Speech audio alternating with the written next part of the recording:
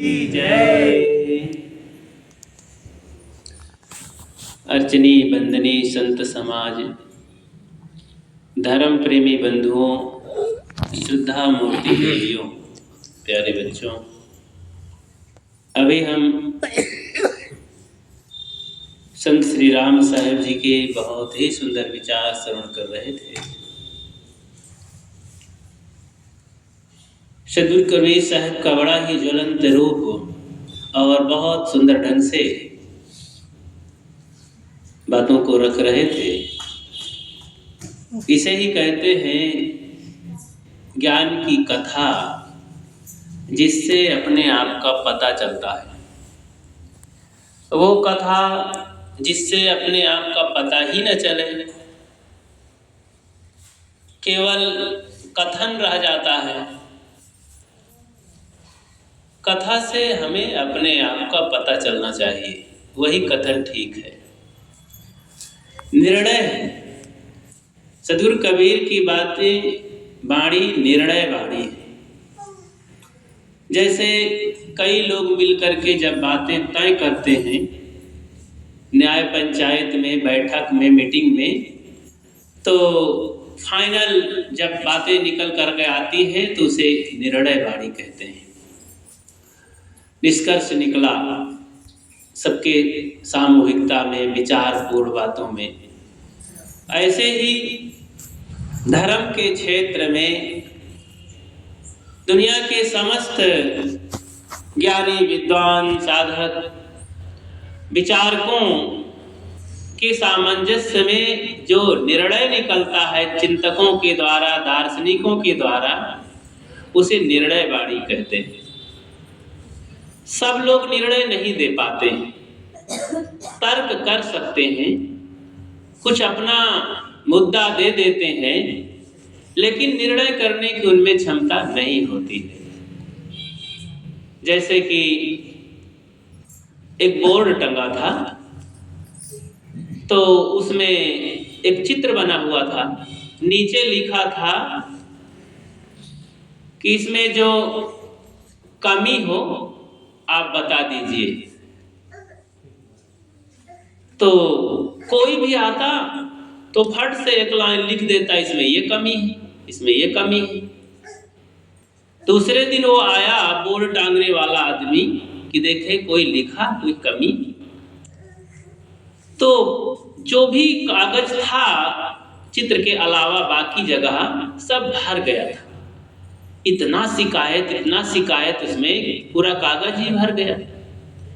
तो सोचा कि ये तो बहुत शिकायत हो गई, चलो थोड़ा ग्राफ बदलते हैं। एक दूसरा चित्र टांगा और बताया कि इस चित्र में कोई कमी हो तो सुधार दीजिए।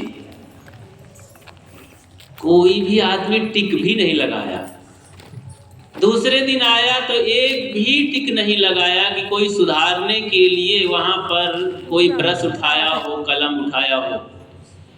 तो ऐसे ही दुनिया में बहुत तर्क करने वाले, टोकने वाले, गलती निकालने वाले, बुराई करने वाले, प्रश्न करने वाले मिल जाएंगे, लेकिन समाधान करने वाले, समाधान देने वाले बहुत कम लोग होते हैं, जिससे कि जीवन सुंदर बनता है।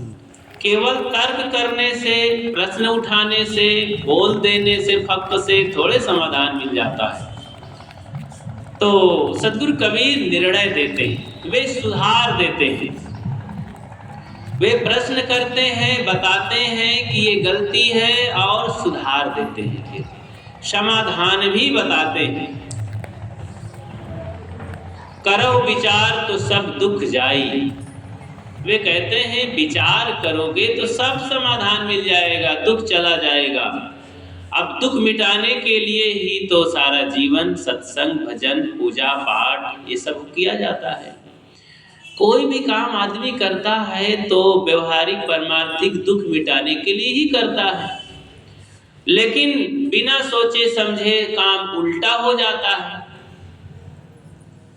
तो जैसे अभी सुने हैं झगड़पुर पट्टन में अपने ही घर में शादी ब्याह करके लाते हैं, देखो कितना विचार करके लाते हैं, बहुत उठाव पटक देखा दुखी जांच पड़ताल करके लाते हैं, लेकिन ऐसी बहू आ जाती है तो साल 6 महीना में कहते हैं साहब बहुत बुरा हाल है, इस घर में अगर हम भाग भी जाएं तब तो पतहुआ का और छुट्टी मिल जाए, 4-6 लड़का इधर उधर के आए के जमा हुए घरवा में और नसाए जाई घर। अब इससे अच्छा है कि अब क्या करें, हम कहीं अब मरे के न तैयार हो, घरवा में रह के ताके रहो, भाग जाइए हो तो औरों खतरा है, ऐसे अच्छा घरों में रह के देखो तमाशा। तो ज्ञान विचार बोध में रहो और ये तमाशा देखो भाई, इसके अलावा कोनो रास्ता नहीं है, झगड़ तो पट्टन है। तो एमा कुछ सीखे के पड़त है, 2 ठो भाग कई के कौन ज्यादा है तो बताए पड़त है, नहीं वो बड़ा भोला भाला लड़का है, नखरा कैल इसने मानी ना। ऐसी दुनिया है, एक से एक अपने घरवा में आग लगी रहती है। तो ई जग जरते देखिया अपनी अपनी आग, ऐसा कोई ना मिला जासो रहिए लाग। संसार में सबको जलते देखा जा रहा है अपनी अपनी आग में, दूसरे ने आग थोड़ी लगाया है। सब अपने अपने तन मन से जल रहे हैं, परिवार से जल रहे हैं, अपने बच्चों से जल रहे हैं, अपने कर्मों से जल रहे हैं, अपने में ही कर्म करके उल्टा सीधा सब पश्चाताप में बेचारे आत्मदाह में जलते हैं। किससे बतावें अपने मन की हाल। तो अपनी अपनी आग, ऐसा कोई ना मिला जासो रहिए लाग। ऐसा कोई नहीं मिलता है कि जो दुखों से बच करके अपने आप से मिले, अपनी आत्मा से मिले और दुखों को मिटा ले। तो सद्गुरु कबीर की बातें जैसे कि अभी संत श्री राम साहब जी के द्वारा बहुत ही सुंदर सुने कि सद्गुरु कबीर कैसे थे। 600 वर्ष पहले जो उन्होंने अपनी बात कही तो कभी भी टकराने वाली नहीं है, और हजारों साल बीत जाने के बाद जो निर्णय वचन है, विज्ञान कहते हैं, विज्ञान एक ऐसी चीज है कि जितने भी वैज्ञानिक हैं वे थोड़ा सा जगह छोड़े रहते हैं कि जो मैं आज निर्णय दे दिया हूं इसके ऊपर तो कुछ नहीं है, लेकिन मैं ये नहीं कह सकता हूं कि इसके ऊपर कुछ हो ही नहीं सकता। शायद मुझसे कोई बड़ा आ जाएगा तो उससे बड़ा कुछ हासिल कर देगा, तो मैं नहीं कह सकता हूं कि इससे बड़ा नहीं हो सकता। तो जगह बचाए रहते हैं, इसे ही विज्ञान कहते हैं। वो हठी नहीं होते हैं कि जो मैं कर दिया बस, इससे ज्यादा कुछ नहीं। लेकिन जो सामान्य लोग होते हैं वे मान लेते हैं कि इससे ज्यादा कुछ हो ही नहीं सकता। विज्ञान ऐसा नहीं करता है। विज्ञान अंधविश्वास को नहीं मानता, लेकिन जो मानता है उसमें भी हठ नहीं करता है कि इससे ज्यादा कुछ नहीं हो सकता, इससे ज्यादा भी अभी बहुत बाकी है और हो सकता है, ऐसा मानते हैं। धर्म के क्षेत्र में कुछ ऐसे हठीले लोग हैं कि अब भगवान से बढ़कर कौन हो सकता है, ऐसा कह देते हैं। बिल्कुल सामान्य आदमी, उनसे बात हो जाती, टकरा जाते हैं लोग तो कहते हैं भगवान से बड़ा कुछ हो ही नहीं सकता है। जबकि वो न भगवान के बारे में कुछ सुने हैं, न समझे हैं, न जाने हैं, न देखे हैं, कुछ भी तो लता पता नहीं है। भूत प्रेत मानते हैं, भूत का कोई नाम गांव संदेशा रिश्तेदारी ससुरार मायके ससुरे भूतिन के कुछ जानता है। लड़का बच्चा और भी घर घोंसला खेती बाड़ी टट्टी पेशाब कुछ देखी नहीं भूत प्रेत के नहीं, फिर भी माने चले जा रहे हैं। आजकल की जो पढ़ाई लिखाई है इसी में तमाम प्रकार से टीवी में, अखबार में, पुस्तकों में सब झांसा दे करके लोग पढ़ा रहे हैं।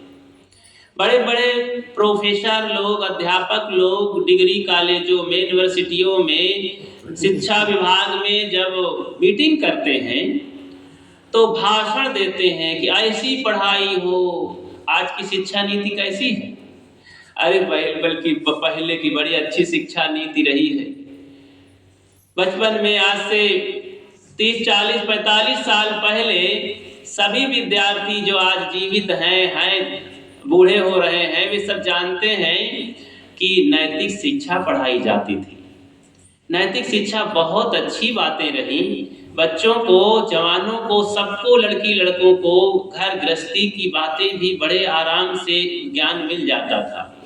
आज अपने इस कोर्स में, सिलेबस में नैतिक शिक्षा है ही नहीं, फिर भी कहते हैं बहुत अच्छी पढ़ाई है। जो शिक्षा नीति है वहां बनती है, सब चौपट हो रही है शिक्षा, और चरित्र भ्रष्ट हो रहा है लोगों का।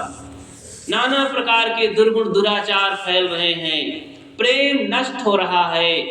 केवल घर बढ़ जाए, गाड़ी आ जाए, इससे शिक्षा के बल पर सोचे बहुत विकास हो गया, बहुत उन्नति हो गई।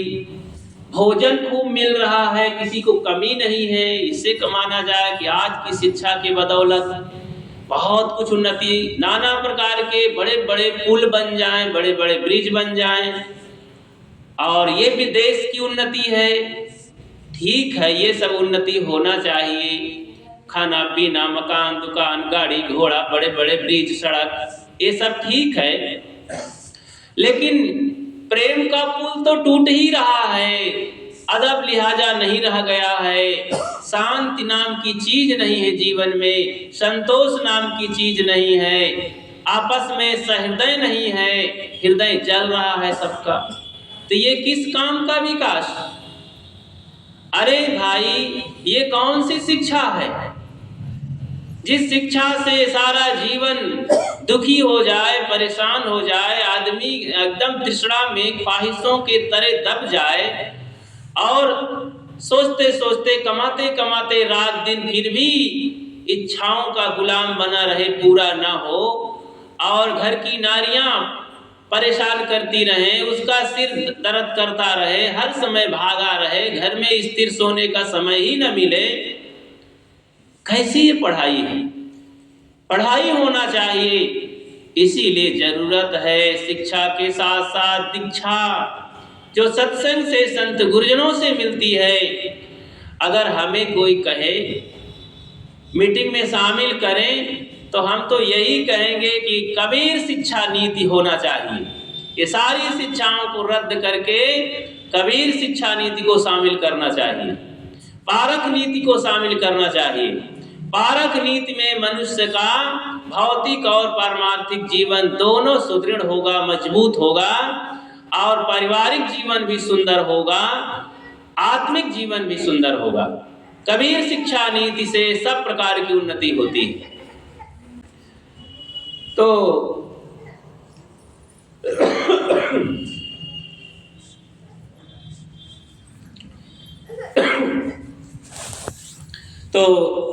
सदगुरु कबीर 600 वर्ष पहले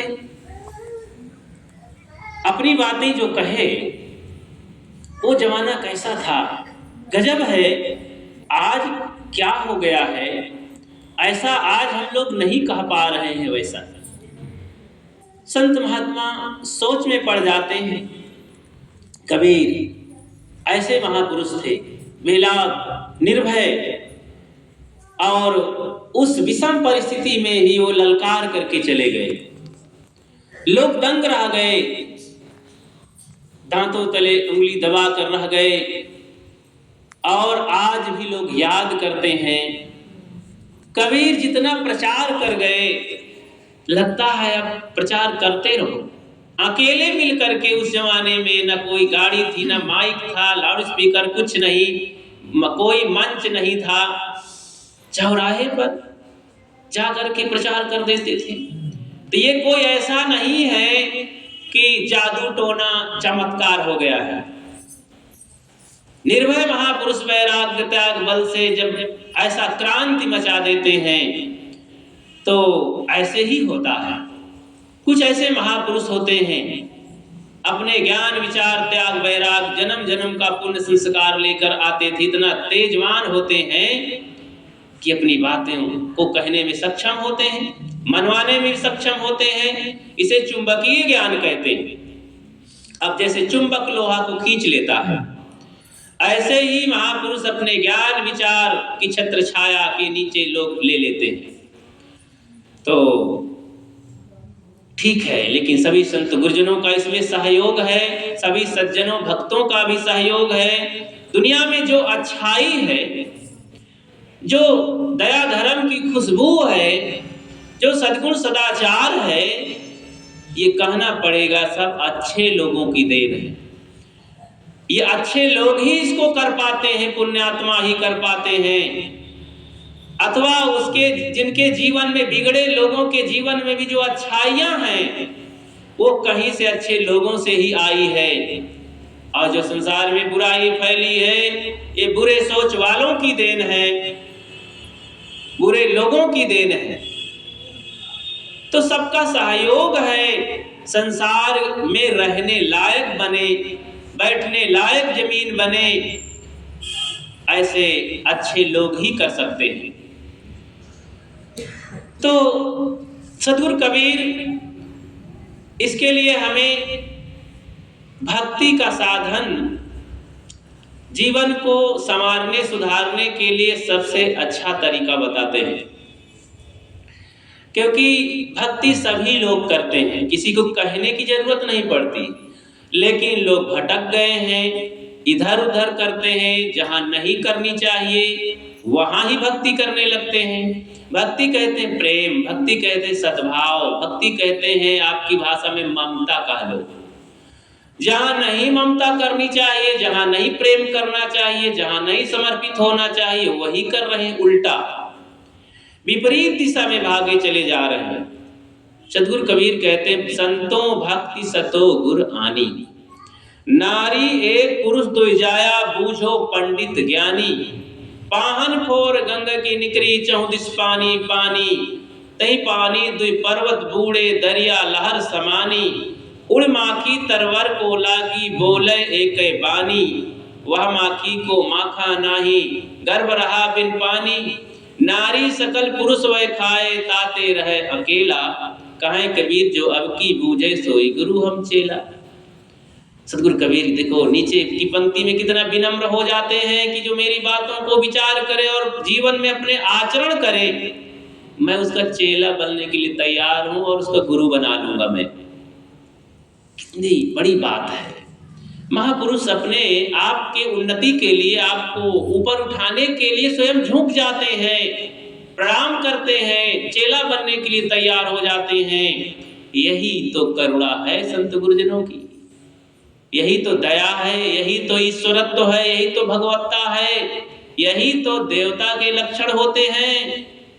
वो देवता कैसा जो सगल देखो उसके नाम से बकरा भेड़ा काटे जा रहे हैं, और न जाने उसको लड्डू दे दो तो मुकदमा में विजय करा देता है, और न जाने कैसे कैसे देवता हमारे, ये सब कल्पित देवता हैं, देवता नहीं ये लेवता है। तो इसलिए हमको विवेक विचार में रहना चाहिए। संतों भक्ति सतो गुर आनी, थोड़ा सा इस पर विचार करूंगा कि ऐ संतों भक्ति जो सतुगुणी लोग हैं, सच्चाई से जीने वाले लोग हैं, तो ऐसे लोग ही कर पाते हैं। वीडियो बन रहा, बैठो अभी, बैठो बच्चे, अभी बंदगी होगी, इधर बैठो। तो ऐ सज्जनों, ऐ संतों भक्ति सतो गुण लोग ही कर पाते हैं, और इसी में भक्ति का जन्म उदय होता है। इसलिए सबसे पहले सतोगुणी बनो। 3 प्रकार के गुण होते हैं, सतोगुण, रजोगुण, तमोगुण। अपने अपने को देखो कि हम कौन गुण वाले हैं ज्यादा। एक गुण सदैव ज्यादा होता है। जिसमें सतोगुण है वे सज्जन लोग होते हैं, सादा भोजन करते हैं, सादा कपड़ा पहनते हैं, झूठाई से बचते हैं, लड़ाई झगड़ा से बचते हैं, विनम्र हो जाते हैं, झुक जाते हैं, साह लेते हैं, मीठा बोलते हैं, सफाई से रहते हैं, इसे सतोगुणी के लक्षण हैं। रजोगुणी के लक्षण है ज्यादा फैशन करते हैं, तड़क भड़क से रहते हैं, ज्यादा अपने को चतुर चालाक मानते हैं और क्रोध भी कर लेते हैं, डरवा देते हैं। तो ऐसे ज्यादा दिखावटी में रहते हैं, अपने बात काम धाम को प्रदर्शन में लेते हैं, ये सब रजोगुणी लोग हैं। तमोगुणी लोग हैं जो गंदा संदा जीवन जीते हैं और मांस मदिरा बीड़ी पान तंबाकू खाते हैं, तमाम तरह की लड़ाई झगड़ा प्रदर्शन करते हैं, रात दिन प्रपंच करते हैं, ये सब तमोगुणी लोग हैं। तो हम कैसा गुण वाला बनना चाहते हैं? ये तीनों सब में होते हैं, लेकिन एक ज्यादा होता है, ज्यादा वाला ही कल्याण करता है अथवा दुख सुख देता है। तो ऐ सज्जनों, ऐ भक्तों संतों, शतो गुण वाले बनो ताकि भक्ति कर सको। तो संतों भक्ति सतो गुरानी, जब सज्जनता आएगी, सत्संग सुनोगे, सदोगुणी बनोगे, तब आप भक्ति कर सकोगे। तब क्या होगा? भक्ति में बहुत बड़े बड़े पर्वत डूब जाएंगे और इसमें पुत्र पैदा होंगे। कौन से पुत्र? ज्ञान वैराग्य के पुत्र पैदा होंगे। तो ज्ञान वैराग्य के पुत्र पैदा होंगे तो ये पुत्र बड़े बलवान, बड़े सुख देने वाले होते हैं। बाहर के पुत्र तो बड़ा गड़बड़ कर देते हैं। बाहर के पुत्रों से खूब आप लोग जान परिचित हैं। गृहस्थी जीवन में पुत्र और पुत्रियां कितना सुख दुख देते हैं, सब जानते हैं। नारी एक पुरुष दुई जाया, बूझो पंडित ज्ञानी। पाहन फोर एक नारी है, इच्छा रूपी नारी। इच्छा मनुष्य के पास होती है, तो इच्छा से क्या पैदा होता है? नारी एक पुरुष दुई जाया, बूझो पंडित ज्ञानी। एक भक्ति नारी है, यहाँ इच्छा नारी नहीं, भक्ति नारी है, उसमें दो पुत्र पैदा हुए। ज्ञान और वैराग्य रूपी जब पुत्र पैदा हो जाते हैं तो ज्ञान तो निर्णय निकलता है और वैराग्य से बुराइयों से हम दूर हो जाते हैं, बस कल्याण होने लगता है। इसीलिए हर गृहस्थ को ज्ञान वैराग्य दोनों की जरूरत है।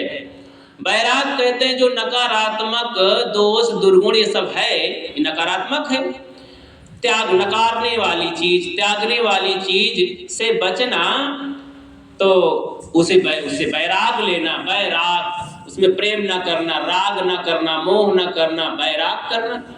अब ज्ञान, सच्चा ज्ञान, तो ज्ञान भी झूठा है, वैराग है नहीं, दोषों को त्यागने की क्षमता नहीं है। तो ज्ञान वैराग दो पुत्र पैदा हो जाते हैं, तो क्या कहना, ये पुत्र हमारा कल्याण कर देते हैं। भक्ति रूपी माँ जब पैदा किया तो माँ हो गई ना, तो भक्ति माँ ने ज्ञान वैराग पुत्रों को पैदा करके इतना बढ़िया काम किया कि अब माँ का तो कल्याण हो गया। अब भक्ति उसी में फलती फूलती है जब ज्ञान वैराग होता है। तो पाहनपुर गंगे की निकली, तब फिर क्या होता है? इतने में पत्थर फोड़ करके गंगा निकलती है। देखो हिमालय पर्वत से पत्थरों को तोड़ करके वहां से नदी निकलती है गंगा, और भी बढ़ते बढ़ते बढ़ती जाती है। आप चले जाइए उधर दिल्ली की तरफ, तो छोटी सी, अब बढ़ते बढ़ते आपके यहाँ देखो कितनी चौड़ी हो गई, 1 किलोमीटर की। और बिहार में चले जाइए तो 10 किलोमीटर की हो जाती है चौड़ी। और फिर जब आषाढ़ महीने बारिश, सावन भादों की देखो तो जलमग्न, इतना बड़ा पाठ हो जाता है। तो गंगा सागर में मिलते मिलते तो फिर एकदम 28-35 किलोमीटर का पाठ मानो हो जाता है। तो इतना चौड़ी गंगा हो जाती है। तो ऐसे ही 34 पानी पानी, बिहार में जाओ देखो उस समय तो पानी ही पानी। ऐसे ही जब भक्ति का प्रवाह निकलता है, भक्ति की गंगा निकलती है, ये अज्ञान अहंकार के पत्थरों को तोड़ करके, जैसे वो गंगा पत्थर को तोड़ के निकली ना, तो पानी पानी चारों तरफ। ऐसे ही भक्ति के बल पर ज्ञान वैराग ने अहंकार के पत्थरों को तोड़ दिया। जो राग द्वेष अहंकार सब में है भरा पड़ा कि मैं ये हूँ, मैं वो हूँ, मैं ज्ञानी हूँ, मैं धनी हूँ, मैं पुत्र वाला हूँ, मैं बहुत समझदार हूँ, मैं बहुत बड़ा भगत हूँ, मैं बहुत बड़ा दानी हूँ, ये सब चीज का अहंकार हो जाता है। तो ज्ञान वैराग्य से समन करके संतुष्ट हो जाता है। तो शांति रूपी पानी, तो उसके जीवन में शांति आ जाती है। संसार झूठा है, कुछ नहीं, किसका अहंकार किया जाए, ये तो सब करने लायक काम है। तो बंधुओं, इस तरह से हमें भक्ति रूपी साधन में बैठ करके, नौका में बैठ करके अज्ञान रूपी भवसागर, कल्पना रूपी भवसागर से हमें पार होने का प्रयास करना चाहिए। अपनी बात को बहुत बढ़ाऊंगा नहीं। तो इस तरह से हमें सत्संग में जा करके एक एक बात सुन करके, सब बातें तो देखो हृदय में नहीं रह पाती हैं, भूल जाती हैं, अच्छा लगते हुए भी भूल जाती हैं। सुने तो बहुत अच्छा लगा, कुछ बात तो नहीं समझ में आती है, फिर भी बहुत सारी बातें अच्छी लगती हैं और वो भी भूल जाती हैं। सुनते रहिए तो हृदय में अचेतन मन से वो बातें फिट हो जाती हैं लगातार सुनते रहने से, और फिर बातें कुछ याद भी हो जाती हैं। तो जब याद हो जाती है तो फिर आप दोहराते हैं। अचेतन मन में चली गई हैं तो समय पड़ने पर जब वो परिस्थिति गड़बड़ होती है तो आप याद कर लेते हैं कि हमने सत्संग में ये बातें सुना था। तो आप बुराइयों से बचने के लिए अगर डरते हैं, दुखों से संभलना चाहते हैं तो बच जाते हैं उस समय, क्योंकि सत्संग की बातों में याद आ गई बातें। तो इसीलिए सत्संग सुनना चाहिए। और जहाँ जो रहते हैं, घर गृहस्थी, नौकरी चाकरी, खेती बाड़ी में, अपने अपने धंधों में, भक्ति के साथ, भक्ति कहते हैं प्रेम की धारा को बढ़ाना चाहिए। जब जहाँ जो रहे, भाइयों में, बहनों में, देवरान जेठान में, परिवार में, पति पत्नी में, माता पिता के साथ, टोले मोहल्ले में प्रेम की वर्षा के साथ रहना चाहिए। सहनशीलता जुटाएं और काम क्रोध लोभ मोह को नष्ट करें, कम करें। डरें कि असली शत्रु तो यही है पासे में, इनको मार करके हम दया क्षमाशील संतोष भक्ति को जागृत करें और ये सद्गुण हमारी रक्षा करेंगे। ये हमारे सोते जागते रक्षा करते हैं। तो इस प्रकार से भक्ति के मार्ग में चले। सद्गुरु कबीर का ये प्रशस्त मार्ग है और अपने जीवन में भी ये धारण करेंगे तो संतों गुरुजनों की तरह और अच्छे भक्तों की तरह अपना भी जीवन हो जाएगा। जैसा कि हम उदाहरण देते हैं कि भाई वो भक्त बहुत अच्छे थे, वो संत बहुत अच्छे थे। कैसे अच्छे थे? यही धारा में चल करके मेहनत किए, त्याग तपस्या किए, दुर्गुणों को दूर किए, तब तो ऐसा अच्छा हो पाए ना। आज हम जितने नाम लेते हैं महापुरुषों का, उन्होंने बहुत परिश्रम किया, अपने को तपाया, तब उनका नाम आया। मीरा कहने के लिए मीरा, सेवरी, राम, कृष्ण, कबीर, बुद्ध, महावीर, इन लोगों का नाम कितना सहज से ले लेते हैं, लेकिन इनके जीवन को जरा झांको, रात भर सोचते रह जाओगे, उनका एको बिंदु का पता नहीं पाओगे। इतना मेहनत किए, इतना त्याग तपस्या किए, इतना कठिनाइयों को सहे, ध्यान चिंतन गुरुजनों की सेवा किए, तो तब जाकर के उस स्थिति को पाए। जितना इतिहास में मिल जाता है वो तो बहुत थोड़ा मिलता है ना। आप अपने दादा बाबा के बारे में क्या जानते हैं? कुछ है बात जानते हैं ना, लेकिन लोग 50-50, 100-100 साल जिंदगी जी के गए और रोज रोज दुख सुख सहते रहे, उनके बारे में क्या जान पाएंगे? तो जिंदगी में तो थोड़ा कहीं कुछ लिख पाते हैं, अच्छाई बुराई किसी की हो। तो अगर हमारी बुराई को कोई जान ले तब तो कोई आएंगे नहीं, हमारी अच्छाई को कोई जान ले तब तो लोग हटेंगे नहीं। दोनों चीजों को जानना पूरा का पूरा बड़ा मुश्किल है। तो महापुरुषों में बुराइयां भी रही, लेकिन उससे क्या फायदा? और उससे कोई महापुरुष जब लिखता है तो बुराई थोड़े लिखने बैठा है, अच्छाई को लिखा है, कठिनाई थोड़ी सी लिखा, बाकी उनके गुणों को बखान किया। उन्हीं से हम लोग सुन करके और उनके बारे में आज हम गाथा गाते हैं। वर्तमान जीवन में बेचारे वो रोते तड़पते रहे होंगे, इसी झगड़पुर पट्टन में कितना दुख सहे होंगे, आज उनके बारे में हम लोग हंस रहे हैं। सद्गुरु कबीर देखो गांव गांव की खोर जाकर प्रचार किए, बुद्ध महावीर जंगल जंगल भटके, कितना कठिनाई सहे। अपने ही चेलों भक्तों में कठिनाई मिल जाती है, जैसे इसी गृहस्थी में अपने ही बच्चे लोग अपार दुख देते हैं। हर जगह जिसको अपना मानो, अपना देही ही तो सबसे दुख देती है। तो इसलिए घबराए नहीं, दुख को सहते हुए सुख की तलाश में रहें, सद्गुणों की रक्षा करें। सद्गुण ही हमारे परमात्मा हो जाते हैं। सद्गुण साथी जीव के जहाँ चोर मंगमांझ, आयु भर रक्षा करे जब तक अंत न सांझ। ये अमरवाड़ी सद्गुरु विशाल देव की है, जो मुक्त पुरुष हो गए हैं 12 दल की समाज में, पारखी संत है। मैं अपनी बात को विराम देता हूँ, एक भजन सुनाता हूँ।